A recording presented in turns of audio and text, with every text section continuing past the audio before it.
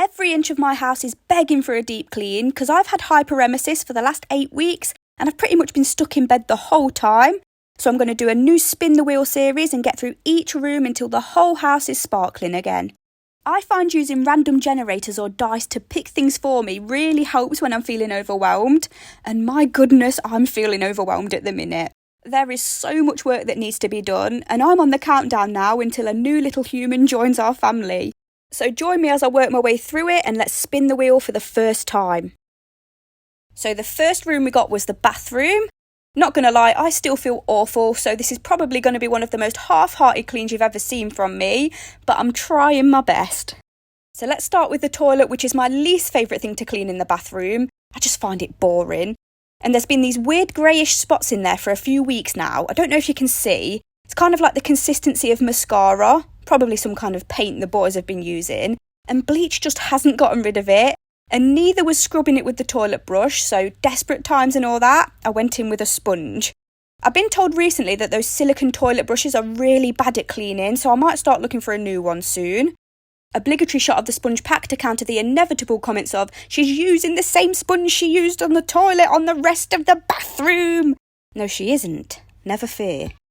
Anyway, as a lot of you probably know by now, I've been having a shocking time of it. Self-inflicted? Yes, I did choose to get pregnant again, and this is sadly what happens to me when I do. My body is furious at me. But we got to see the baby the other day and they were wriggling around and annoying the sonographer, and that made the weeks of sickness feel worth it. Because before you see that first ultrasound, I feel like you struggle to conceptualise that there's an actual baby in there. You just feel really ill because of something the size of a poppy seed. And that's always baffling to me. I just think, how is this tiny thing causing me so much grief? If you don't know what hyperemesis is, it's a form of extreme sickness in pregnancy, not morning sickness, and suggesting things like ginger and eating little and often is like a red flag to a bull. Just a warning there for anyone who ever encounters an HG mum in the wild. But yeah, it affects around 1 to 2% of women and it's very, very horrible. I think the worst stomach flu you've ever had mixed with seasickness and you don't know when it's going to end. To be fair, this has been the easiest one of all 3 of my pregnancies.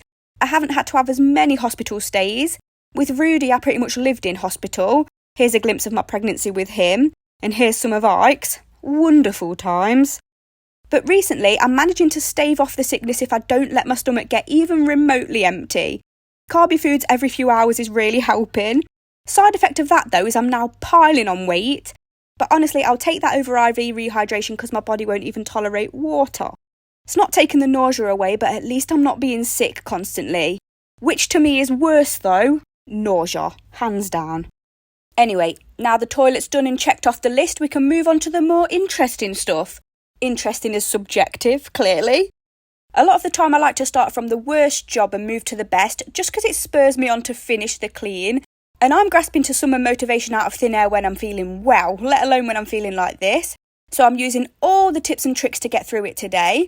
And at this point, you've probably been thinking, what's Charlie been doing during this time? Charlie has been keeping all of our heads above water. He's been keeping the house tidy, entertaining the kids, doing the laundry, cooking all of the meals, going to work. Yes, the cleanliness has slipped a little bit, but we're not living in chaos. Because we both work outside of the home, we usually split the jobs 50-50, but he's been picking up all of my slack and caring for me in the process. And it's pretty much always been the case in this house that it's either messy but spotless, or tidy but the cleaning could be better. And I was just figuring out how to balance that quite well, but I've been AWOL, haven't I? And I can't tolerate any Charlie slander. He's an angel. And I'm all for the criticism of weaponised incompetence and men using outdated gender roles as an excuse to be lazy. They're actually my favourite videos to watch at the minute. It's been giving me much needed serotonin. But Charlie is anything but lazy. And I wouldn't have been able to do pregnancy again with anyone but him as a partner. And it triggers my sense of justice when people wrongly lump him in with that crowd. But people aren't to know, are they? And we never know what goes on behind closed doors. And I'd rather people speak out and stick up for women than keep their mouth shut, so I'll say no more about that. Yes, I brush my teeth in the shower. It's an ADHD thing. If something's right in front of me, I'm more likely to remember to do it. Object permanence is not a strong suit of mine. And I am mopping the walls today because my body hurts. Like I said, this is a bit of a half-hearted clean compared to my usual ones. but I've been horizontal for the best part of 2 months and I can feel it in my bones, let me tell you. Especially my back. Doesn't help that I already look about 9 months pregnant. I promise it's not twins, I'm just very, very short. And I've already had 2 massive babies and polyhydramnios, so my abs are pretty much non-existent at this point. Just going to mop the bottom of the bath as well, but I am going to soak the entire bath in bleach along with the shower curtain and the bath toys, so I'm thinking that's going to do the trick. If you're upset by that hair being dragged along by the mop, join the club, so was I. I know lots of people say just put the shower curtain in the washing machine, but I've always found leaving it to soak in bleach does a much better job. I'm just bleaching everything today. Obviously, it's been a while since the house has been properly cleaned, so I want to make sure that it's done well, even if I'm not physically able to scrub everything as well as I usually do. And I know this will come up, so let me just say it. All the windows upstairs are wide open for ventilation, and I did research whether it was safe to clean with bleach while pregnant. And it's not like I do this every day, because then, yeah, it probably would become a little bit concerning. I'm planning to rip up all this silicone and redo it. I say I'm planning on it. I'm going to see whether my stepdad or Charlie's dad will, because I'll end up doing it wrong. But we've got mould that's literally in the silicone, and we've tried all the tricks to get rid of it, and unfortunately, it's not going anywhere. And I know the closer it gets to baby coming, the more unreasonable I'm going to be about imperfections and things that need sorting around the house. I've got so much I want to get done and so many videos I want to make, but I don't have the physical capacity to do it at the minute. I'm not going to lie, it's getting me down because I love making videos and I love staying busy, but I'm trying to look on the bright side and I'll do what I can when I can. The rings around this bath mat were becoming a bit grimy, so I gave that a good scrub. Scrubbing didn't work, but spraying it with a shower eventually did. And you'll be pleased to see I'm actually wearing gloves for once. These kind of gloves are a sensory nightmare for me, but I have a little creature relying on me to keep them safe, so I'll be tolerating the gloves for the foreseeable. Just know the soundtrack of my head is a screaming, hysterical goat. I want them off my hands. And yeah, for the last few weeks or so, my symptoms have been pretty up and down. I'll have a pretty good day, like today, and then the next day I won't be able to get out of bed. Which is not great because I'm off work at the minute and I want to be able to say to my boss, look, I should be better by this week, but I just can't do that at the minute because it's so unpredictable. And I've never had a pregnancy like this. It's always slowly but gradually got better, and then I knew there was light at the end of the tunnel. This time, couldn't tell you. I appreciate the good days, of course, because I didn't get any good days with my boys at the start. It was bad non-stop, and then it got better. But I would like to know that after a good day, I'm not going to wake up the next feeling like I need an exorcism. I've made a little chart where I rank how bad I've felt at the end of each day with a different colour, like a traffic light system. Yes, I am using a t-shirt I found at the top of the wash basket to dry this mirror. Resourceful. But yeah, I'm trying to find a gradual pattern that way. And when I eventually get a mostly green week, then I'll think, right, we're on an upward spiral now. Anyway, we're getting to the end of the first room and I'm feeling so proud of myself. It really is the little things when you've been feeling so bad for so long. I think I'm going to leave everything to soak in the bath overnight because the shower curtain especially, it had gone really discoloured. We like to use a lot of bath oils and lush stuff in this house and it doesn't help with the colour of the shower curtain. Lighting a candle for the first time in what feels like years, doesn't it just transform the mood of a room? Honestly, it really lifted my spirits. And then last but not least, it was time to mop the floor, and I bet you can smell how good it smells through the screen at this point. It smells like a swimming pool. I know that's not everyone's cup of tea, but it's the best smell to me. When I was pregnant with Ike, that was my craving, the smell of chlorine and Dettol. I didn't have any food cravings, but I craved smells. Apparently that's linked to iron deficiencies, and that does hold up because I was iron deficient in both of my pregnancies. Anyway, water pour wasn't as gross as I was expecting. And that's one room finished. Now let's see what the wheel spins for us next. So we got the hallway next, and it's not technically a room, but it's definitely an area in the house that needs attention. Because we don't have a laundry room, as a lot of Brits don't, all of our wash baskets reside here, and as you can imagine, we've gotten a bit behind on the washing, and seeing the piles on top of the baskets has really been getting to me, especially after I spent so much time going through them and decluttering at the start of the year. So before I started cleaning, I wanted to get a big bulk of the washing done and dried so that it wasn't taking up space in my brain anymore. Because I don't know about you, but if there's something really stuck in my mind, especially something I know I need to do, I struggle to get on with anything else until it's sorted. I'm not very good at multitasking or getting on with multiple things concurrently. It has to be I do one thing and then another thing, which is not time efficient. And certain things, especially when they're visually disruptive, cause a massive mental block, and then nothing gets done. And then I end up having a wobble, and then that's everybody's problem, which I don't like about myself, but it is what it is. Anyway, guess who finally decided to bite the bullet and buy a tumble dryer? I'd been resisting it for so long, just because I didn't feel like we had enough space in the kitchen, and I thought it was going to look horrible. But we're choosing convenience over aesthetics right now. And as we're about to add a new addition to the family and summer's about to end, so we won't be able to peg the washing out for much longer, we decided it was time. We want to be making everything as easy as we can. There was also a choice between buying a tumble dryer and a dishwasher, and I had to think about what would save us the most time and make life easier overall, and it was definitely the tumble.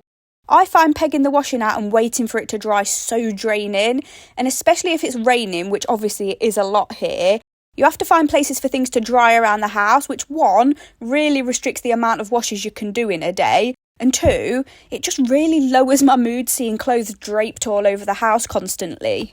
I know that's first world problems, but I want to enjoy my home and find it calming. And looking at clothes everywhere is not calming. Just reminds me of what I've got to do later, fold everything up, and that's the worst job. Getting through these washes and then eventually the clean actually took me about 3 days, and it's because I'm having to stop and start a lot. With the nausea and exhaustion, I only have a limited amount of energy each day. That's what's going to happen when you've been stuck in bed for so long though, isn't it? But I'm hoping to build my strength back up bit by bit, and I'm trying to be as kind to myself as I possibly can and celebrate the little things I do manage to get done. As you know, I post shorter versions of my videos on TikTok and Facebook, and I've had so many comments from women sharing their experiences with hyperemesis, and I would encourage people to listen to people's stories, because it's really not spoken about enough, especially if you want to become a parent in the future. I know it's really rare, but I feel like knowing everything that could possibly happen means you're making an informed decision. I had no idea it was even a possibility before I became pregnant with my first. I even remember being so excited to experience morning sickness, because that meant it was real. Little did I know what it was going to be like. And of course, I've had the odd "I could be on my last legs and I'd still have a clean house, there's no excuse" comments. And it just goes to show that it's something you have to have gone through yourself to truly understand how bad it is. Because trust me, you would not just be powering through and getting on with things no matter how bad you felt. It's not a mind over matter thing at all. And it's not a, "oh, well, I still had responsibilities, so I had to get up and do this and that." When it's severe, you don't have a choice. You physically can't. Like I said, luckily for me, mine hasn't been as bad this time around. During the worst of it, you can barely lift your head off the pillow without being sick. It's debilitating. But I can say all of this and people still won't believe me, so there you go. Another common question I've gotten is, will you be moving to a bigger house now that you're going to have another child? And the answer is absolutely. We're just using this last bit of time to add as much as we can to our house deposit, because baby will be in our room in the next to me crib for at least 6 months when they arrive. So our logic is just keep saving while we still can. Anyway, this is me getting through about 3 loads of washing. I did want to fold and put away after each load, but that didn't end up happening. I'm really having to just go with the flow and listen to my limits at the minute, which I do struggle with at the best of times. And even though I know logically I'm not functioning as I usually do, having to have a lie down after bringing a pile of washing downstairs feels so alien to me. Because I'm usually the kind of person who gets these big bursts of motivation and energy, and when I'm in those moods, I like to get everything done and out of the way all in one go. So this is definitely teaching me humility, because now I'm wanting to do all of these things, but my body's telling me absolutely not. Anyway, time for the good stuff, the cleaning. We're going to clean everything and we're not going to miss a single thing. I want this house to be sparkling. As I said earlier on, Charlie's been maintaining the house and keeping everything tidy and doing what he can when it comes to cleaning, like wiping down the sides and bleaching the toilets, the basics. But these kind of cleans have been put on the back burner. So I've got a magic eraser for the doors and some elbow grease wipes for the stuff the eraser can't get rid of. I do love magic erasers, but I always find they can leave watermarks and I hate that. Charlie's working on load infinity of washing. I lost track and lost the will at this point. I just wanted to clean, so this was his job after the first 3 loads. And looking back now at the number of outfit changes in this video, I actually think it took me longer than 3 days to get this all done. Honestly, at the minute, the days are just blurring into each other, and I spend the majority of my time in bed. It's so boring. But as I said, I was doing it in short bursts and then having to stop for the day. So yeah, it probably took nearer to 5 days, to be honest. And I think it's important to mention that I'm not working and up on my feet for long stretches of time, because I physically can't. Even just on one of the days during this video, I was having to lie down between filming, and I was having to run to the toilet multiple times to throw up. And I say all this to say, if you're in a similar position to me, you might not be pregnant, but you might have a chronic illness, say, it's important not to make yourself feel worse trying to get everything done. I know from experience that pushing yourself beyond your limits usually means you're paying for it the next day or even multiple days afterwards. And it's just not worth it when your energy's already limited. Looking after yourself should be top of the list, and the housework will still be there when you're able. Although I completely understand how it feels watching things pile up and feeling pretty powerless about it. Anyway, I tried to clean the grubby bits on the wall and then gave up when I realised I was just cleaning the actual paint off. I'm planning on repainting the entire house before baby comes and adding a lot more colour, so hopefully I'll be feeling up to that soon. I am itching to get things done, and I am so bored of the way this house looks and how grubby all the walls are. Last year I started painting the living room with a gloss paint so that it was easier to clean, especially having a toddler around. But honestly, I can't stand how shiny it is. It just highlights all the imperfections on the walls. I'm definitely a matte kind of girl. So now, as I'm sure a lot of you've noticed, half the living room's painted in matte and half of it's gloss. Looks ridiculous. Might even be a satin paint, like a middle ground version, and I still hated the way it looked. So yeah, someone spilled a drink all up this bit of the wall, so there were splashes all over the door frame, and the dust was stuck to the skirting board because of it, so hoovering it didn't work, which was a shame because it was so satisfying watching the hoover pull it all up on the other bit. Never mind, elbow grease to the rescue. As always, I was doing this clean in a clockwise direction, just helps my brain.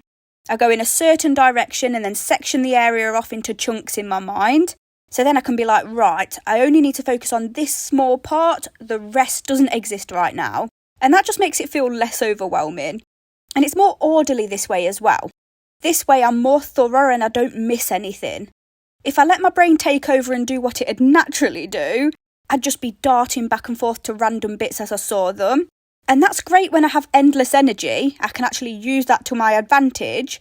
But most of the time it means that sooner or later I'll end up in another room halfway through a completely irrelevant task, usually making even more work for myself in the process.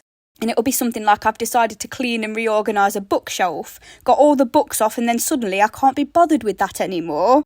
And now I have a clean bookshelf but a massive pile of clutter on the floor that I have no interest in organising. And the original task still isn't finished, so I have to use little tricks to keep myself on track. This banister's ridiculously grubby. That's why I've added stairs as a completely different category on the wheel, because it deserves its own dedicated clean. I need to clean the carpet on the stairs again as well, and I'm not sure how that's going to work out while I'm feeling like this. I might need to ask Charlie to do it, but it's one of my favourite jobs. I just find it so satisfying. I don't know if you remember, but last time I used the carpet vac on the stairs, it was around Christmas time. And I tried to balance it and dropped it all the way down the stairs, and it started spluttering and leaked dirty water everywhere. And then it wouldn't work without me drying it with a hairdryer every time I tried to use it. We had to get a new one in the end, so I won't be doing that again. I've been itching to get the carpet vac on this section of the carpet in particular. A few weeks ago, Charlie flooded the bathroom while he was running a bath, and no, he didn't forget it and let it overflow. The hot water tap doesn't work in our bath, so we have to use the shower to fill it up. And the shower head was pointing slightly the wrong way. He didn't realise and ended up filling the floor instead of the bath. And it leaked onto the carpet, and then we got this weird discoloured stain. Bit concerning, but I imagine it's something to do with the wood underneath. Anyway, let's get the carpet vac over the rest of the carpet.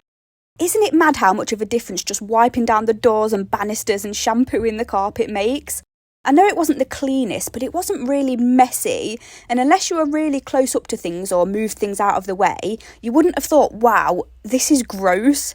Or like me, you can just become a bit blind to it after a while, like you can become a bit nose blind to smells in your house.